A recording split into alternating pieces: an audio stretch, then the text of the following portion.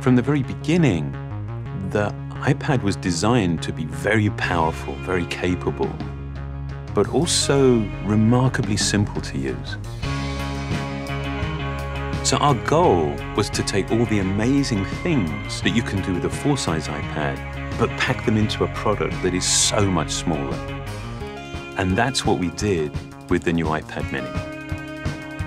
One of the things that makes iPads so incredible is that there's almost no end to what you can do with it. So when we decided to make the iPad mini, we wanted to make sure it had all the features that make iPad so magical.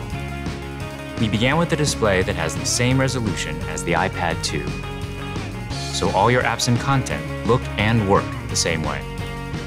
And at 7.9 inches, it's small enough to fit in one hand, but it's still large enough to give you that rich, immersive iPad experience.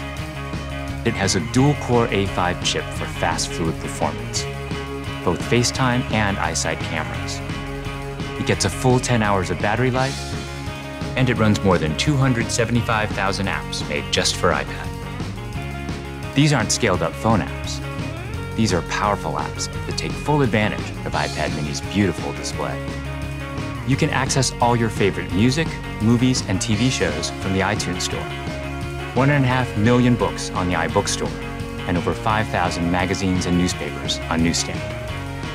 And another thing we're really excited about is that iPad mini comes with FaceTime HD.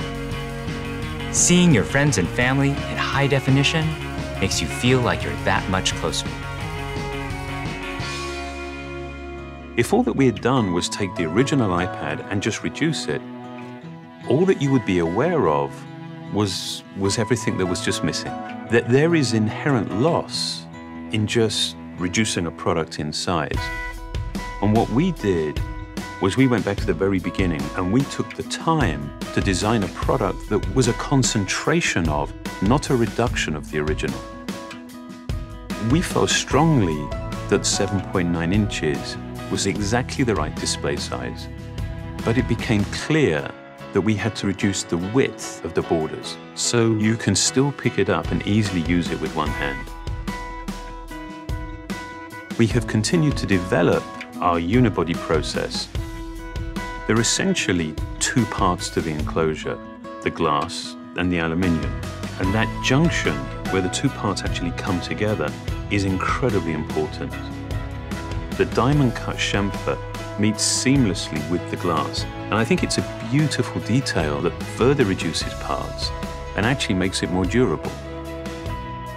We also designed an entirely new smart cover for the iPad mini. By eliminating the separate aluminium hinge, we now essentially wrap the iPad mini in a single, simple colored material. The biggest challenge that we faced was incorporating all of these great features in a much smaller and lighter device. In order to do this, every part had to be custom designed, starting with the display. The glass on the front and back are only 0.2 millimeters thin. The touch subsystem is a mere 0.12 millimeters thin.